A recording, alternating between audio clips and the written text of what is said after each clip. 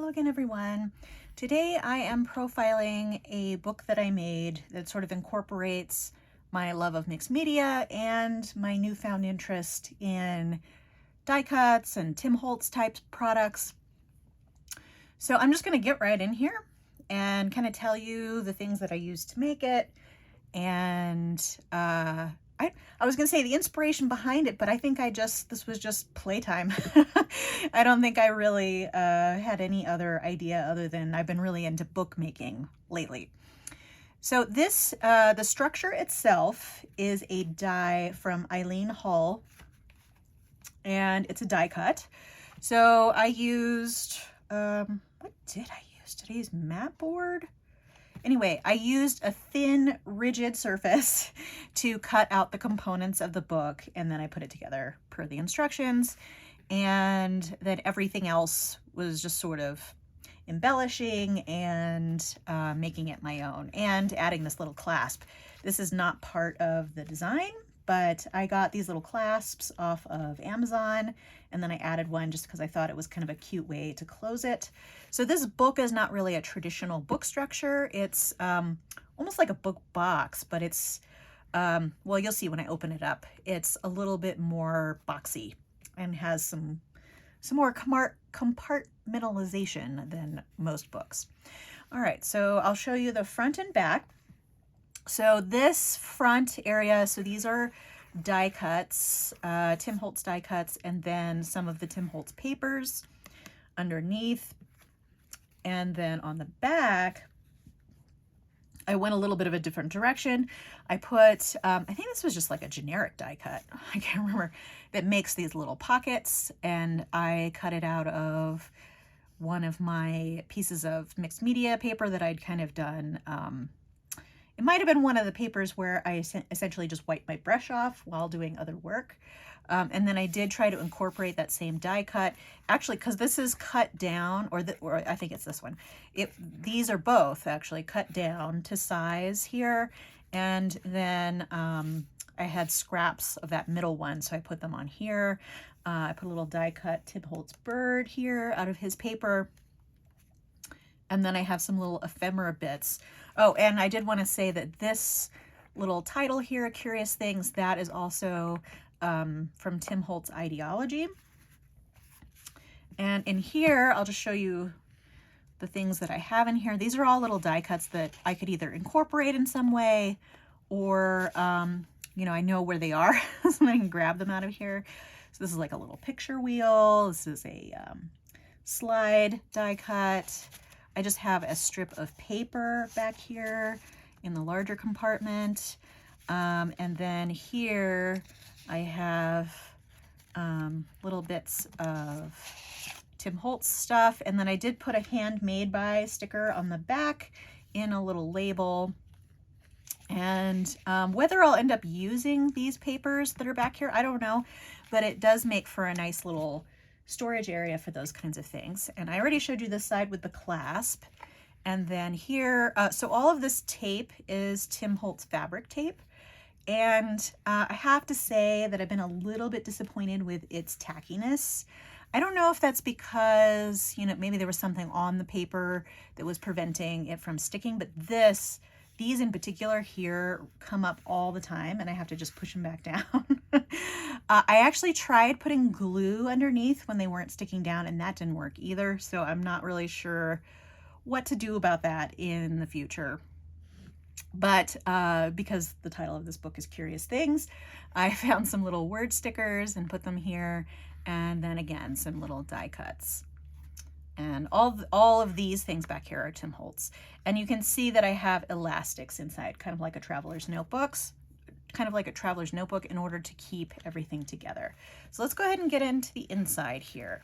So the first level is of this little folded journal is these. So I just basically made these into little vignettes.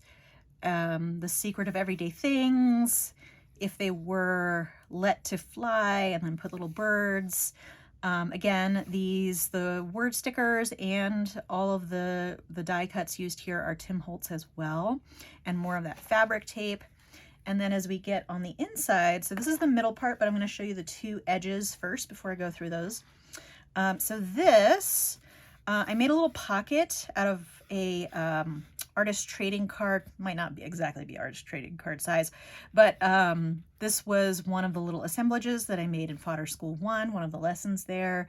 So I just turned it into a little pocket and added a little saying here, and made it essentially into a little library pocket where I have a library card here. I haven't put anything on that yet. And this die cut is also a Tim Holtz die cut. I was planning on maybe putting it on this piece of paper in some way, because I really did kind of like how it looks there, but I haven't decided yet.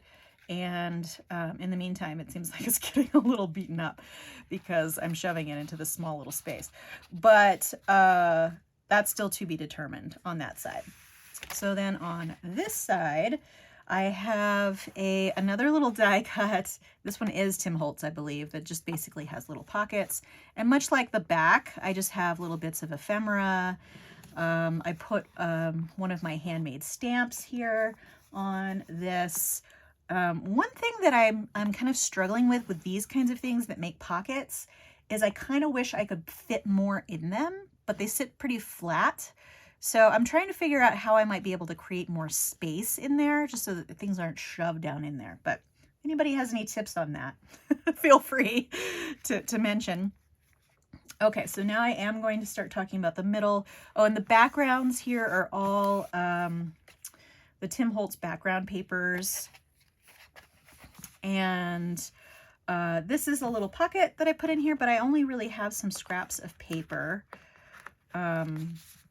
Little die cut butterfly, some worn wallpaper scraps from Tim Holtz, and then just a little scrap of one of my pieces of collage paper that I made in Fodder School 2. Okay, so this is a whole thing. There's a little, there's a few booklets here, which I'm going to go through, but first I'm going to go through the cascade here. It's a little waterfall thing, and I have a little, I don't know if you could call it a poem. Maybe we can call it a poem on each little piece of it here. And again, all of these papers, except for the sort of generic brown background paper, is by Tim Holtz. This is, oh my God, I've forgotten what kind of string this is called. But it's kind of nice because it's all frayed and it's pretty sturdy. So let's go ahead and go through here. I left the first one blank. I considered putting something here in the middle as sort of a focal point, but I never did, and who knows if I will. So here we go. She merely went on with life, and I added a little clock here, demanding something different. And here we have another Tim Holtz die cut with these wings here. Trembling from head to foot. And then this is another piece of Tim Holtz ephemera. She was wishing. And this is a wax seal. I think it was actually included as an extra in one of the packages that I got. And I really liked it because it had this little butterfly on it. And I like the color. Something dreadfully wicked. And then Tim Holtz again. Please pass the cake. So that's, and this is, I don't know where I got this, but this is not Tim Holtz, it's something else. But I thought that was kind of fun to create a little story there. And I mean, you could put anything there. And this, the dies that made this waterfall here, those are also from Eileen Hull. So I'm going to tie this back up into a nice little bow here.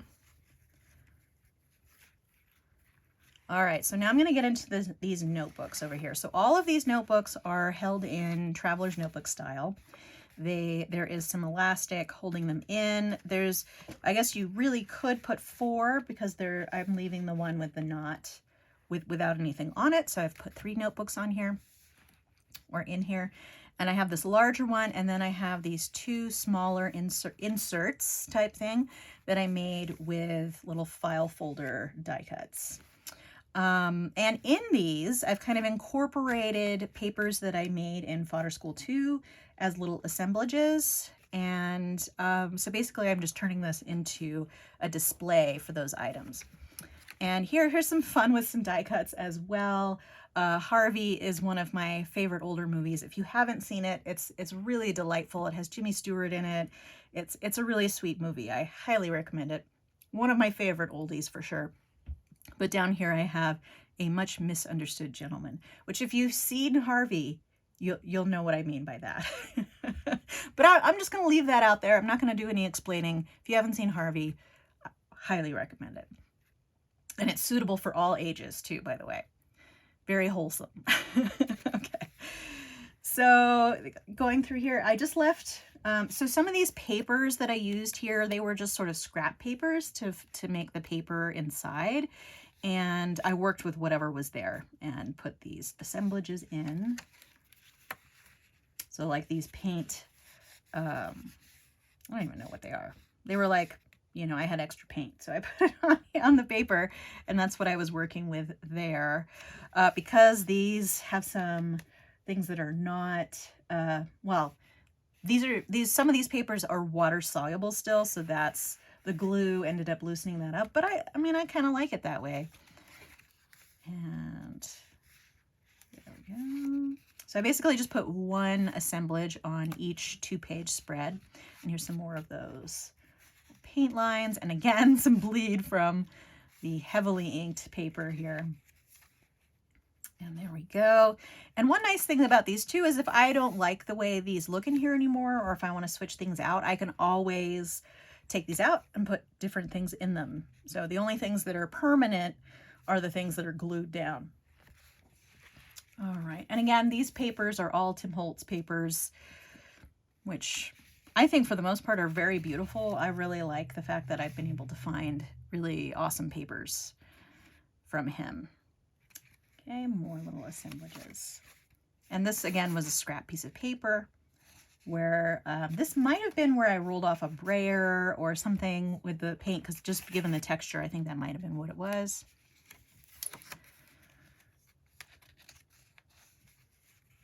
And for those of you that don't know, I've mentioned this on a prior video, but these particular papers and assemblages were part of a Fodder School 2 lesson by Liz Constable.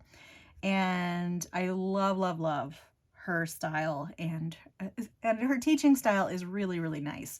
She's just so pleasant and joyful about everything that it really kind of rubs off on you and makes you joyful about making things. So I really, really enjoyed that class. I'll put a link down below to both Liz Constable's website and Fodder School 2. Okay. But yeah, because I love these papers so much, I made a ton of little assemblages with them, and they ended up going everywhere. Okay, so now I'm going to go over to the bigger notebook. Again, Tim Holtz paper. And this was a little bit bigger. I think I used mixed media paper on all of these for the pages. And was this based on a template? This, you know, this might have also be, the pages here might also have been a die by Eileen Hall. I can't remember whether they were or not. They might have been, because they perfectly fit this book size.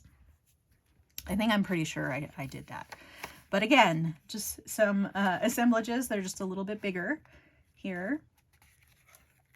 And, oh, and then I did include, I think I did that with two 2-page spreads in here. I put parts of my snippet roll that I profiled in prior videos. If you haven't watched those videos, this is basically paper collages in a big long strip. Basically a big long strip of collage. And then I cut out pieces of it and put them in various things. I really liked how this kind of makes a whole spread by itself, which is really nice. I think there's one more towards the end, but the rest are just these larger assemblages.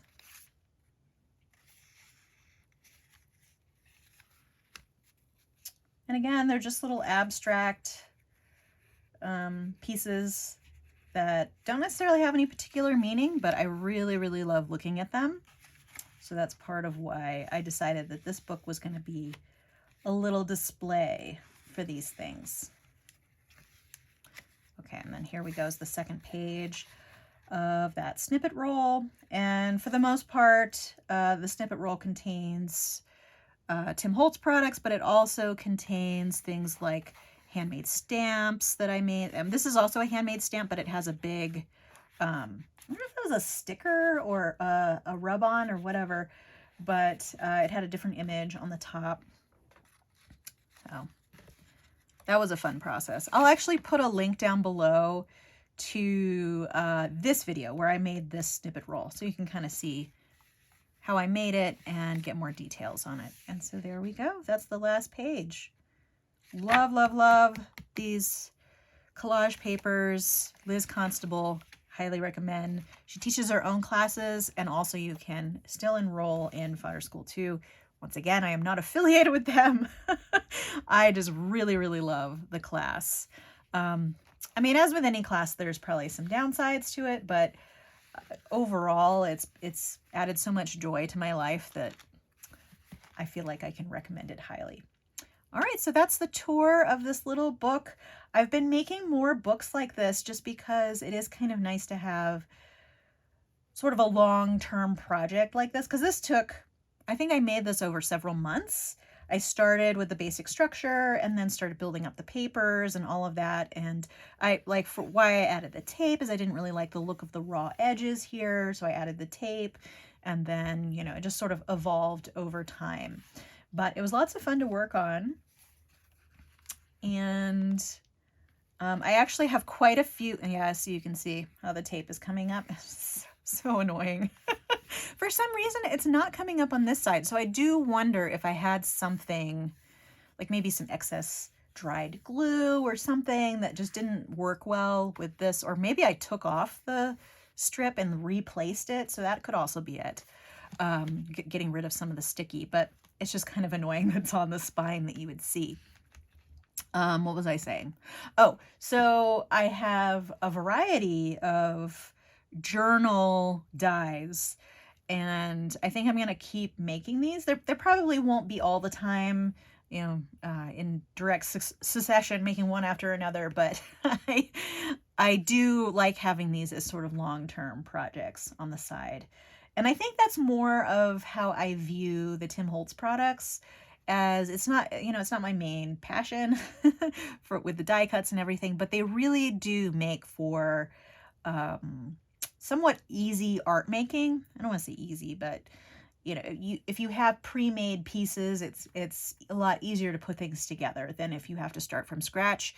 And like with these on the front, I just used various, well, except for the written paper underneath, that was the Tim Holtz paper, but these for the little leaves and foliage here, I just used, you know, mixed media papers that I had painted or, you know, made in classes and then kind of discarded, or they were just, you know, one-offs to try and experiment with something.